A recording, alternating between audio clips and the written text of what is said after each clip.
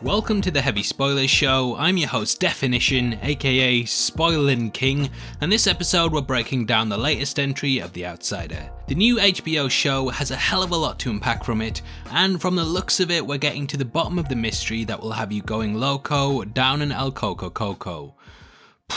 That's terrible. Throughout this video we'll be breaking down the ins and outs of episode 4, the things you may have missed, as well as what could be happening in the future. There will be heavy spoilers here, so if you don't want anything potentially ruined, then I highly recommend that you turn off now. We will be talking about certain elements of the book, including what the Outsider really is, so if you don't want to know anything at all, then it's probably best to turn off now. With that out of the way, I just want to give a huge thank you for clicking this video. Now let's get into our breakdown of The Outsider.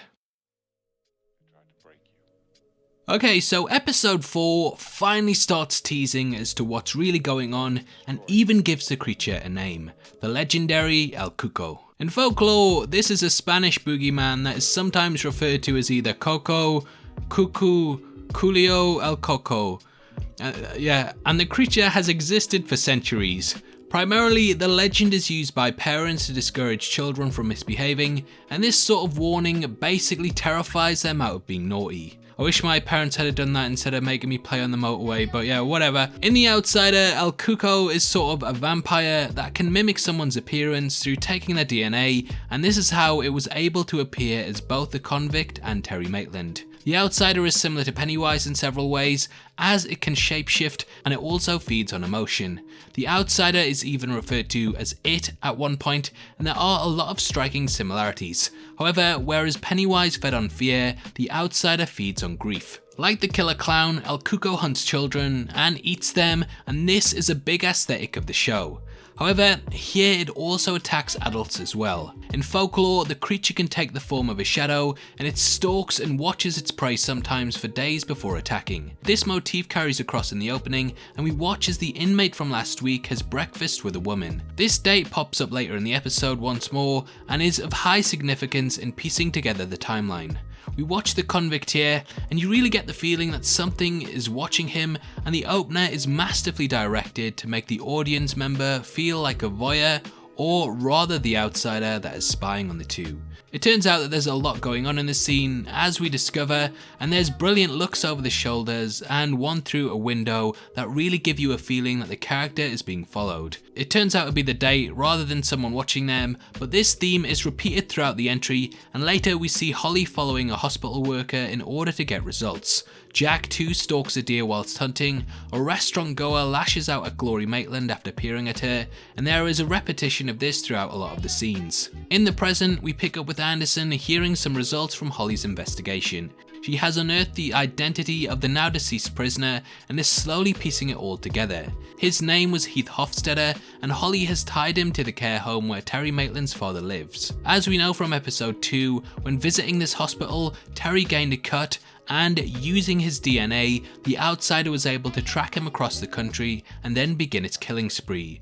Clearly, the Outsider was masquerading as the nurse in the care home and killed a couple of girls, then realised it needed to move on and chose Terry as its new face. Holly was refused access to see Terry's father last time, and similar to the Outsider, she follows the nurse that we mentioned earlier. The nurse reveals that though Hofstadter's DNA and fingerprints were found all over his apparent victims, she just can't believe it was him. When creating the book, Stephen King wanted to paint out the duality of serial killers, and this is paid lip service here. Holly says that killers are often able to blend in with society, and this is how the nurse didn't sense anything wrong. King's original work stated that, in some ways, Ted Bundy was a vampire, and he would appear like a normal person on the surface, all whilst having a thirst for blood beneath it. It's a really strong psychological study, and it even showcases that our myths such as vampires, werewolves, and so on all have footing in real life. Perhaps centuries ago there were psychopaths who used to drink blood and cannibalize people, and this has become the foundation of our myths and legends. This duality too pops up at several points, with a reporter attempting to sneak into the Maitlands' home under the guise of being a live-in nanny. It's also reflected through Hofstadter, who appeared to have a double side to him.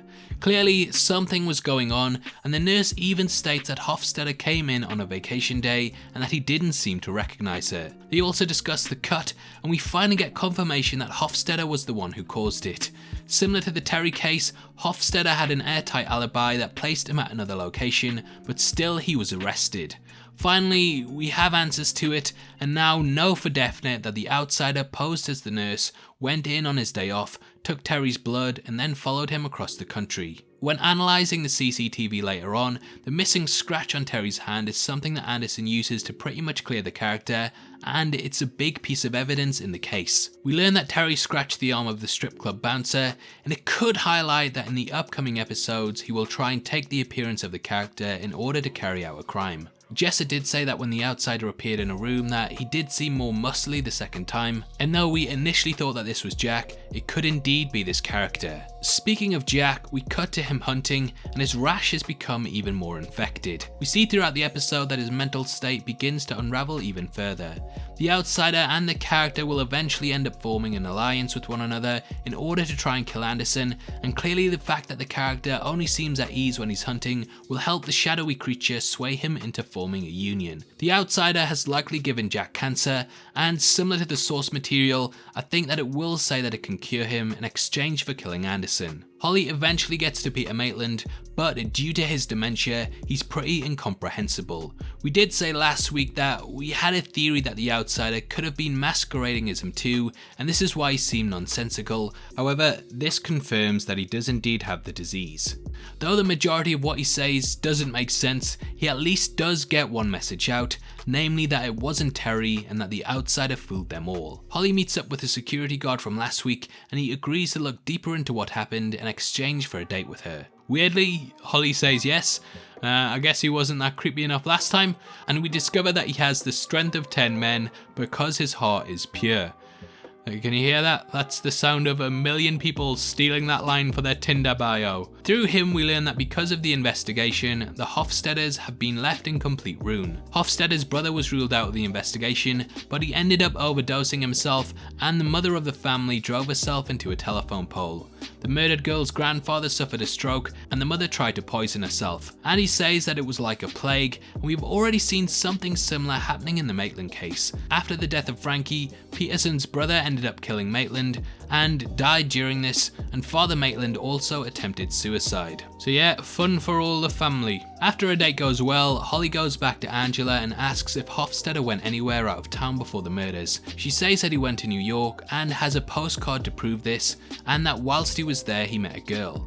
Holly begins researching New York crime reports for the time that Hofstadter was in the area, and she pulls up a child murder. This was committed by Maria Canales, who we saw on a date with Hofstadter in the beginning of the episode. Like a virus, the outsider has been spreading from person to person, area to area, and we finally have a more conclusive timeline. So, from what we know, the outsider posed as Maria, went on a date with Hofstadter, took his appearance, stalked him across the country, posed as him, cut Terry, took his DNA, and then followed him across the country too. Unlike Terry and Hofstadter though, Maria is still alive and in prison. I guess women are just nicer inmates, apparently not. But Holly visits her and begins to unearth the truth. Maria says that she would never hurt a child and completely protests her innocence, saying that she never met or saw the victim. Maria doesn't really recognize Hofstadter and says that she didn't meet the character for breakfast. She seems like she does know what's going on, and we learn that she's also had a wave of tragedy hit her family as the grandfather of the child that she apparently murdered shot and killed her father and uncle. She says that she knows who's responsible, but that if anyone found out she thought this, then they'd send her to a nut house. It's here that we begin to learn what the outsider looks like and how it operates. Anderson visits the boy that gave the information on the stolen van that the character used, and Holly visits a woman who knows the ins and outs of the legend. She states that all the old cultures have a bad habit of turning truth into fairy tales. When we tell our children about El Cuco, we say, if you misbehave, it will take you away and eat you. However, as we see in the show, this isn't the case, and the woman says that it simply takes what it wants. It then feeds on the grief of the family, and in meal terms, the child is said to be the main course, and the families to spare the dessert. This is why the creature hasn't left the area yet, and why it still lingers around the Petersons and Maitlands. The episode closes with a look at the outsider, and this is the being that we've seen following the crime scenes throughout the series. Holly does what any normal person would do and Googles it, trying to get to the bottom of it, and we are now well aware that something horrible is going on. Going forward, now that we have all of the pieces in place, I think that the investigation will slowly start to wrap up. However, it won't be easy convincing Anderson. Last episode he said he disliked things that weren't rational, and in the source material, Holly has a hard time convincing him that something sinister is going on here. Eventually she manages to, and they track the creature to a cave. I don't want to get too spoilery just yet though, because obviously some people haven't read the book and want some surprises still, but there is a lot going on here that will be unearthed over the next couple of weeks. It looks like Jack and the partnership with the character will be formed, and he will try and get on the inside of the investigation in order to feed back info to the antagonist. There's a lot going on, and I'm very hyped about the return for the series next week. This has really made me want to revisit the original work, as I did find it a bit meh, but now seeing it sort of remade with the correct setup in place and so on, I'm finding it a lot more enjoyable and less disorientating. The Outsider is awesome, and yeah, I'm hyped to see what's going to happen next. Now obviously I'd love to hear your thoughts on The Outsider and what you think will be happening in the future. Comment below and let me know, and if you enjoyed this video then please give it a thumbs up, and make sure you check out our breakdown of this weekend's other big release, The Turning, which is going to be linked after this. We go over the movie's insane ending and give our thoughts on it, so it's definitely worth checking out if you want to know more. If you want to support the channel from as little as 99 cents a month, then please click the join button below.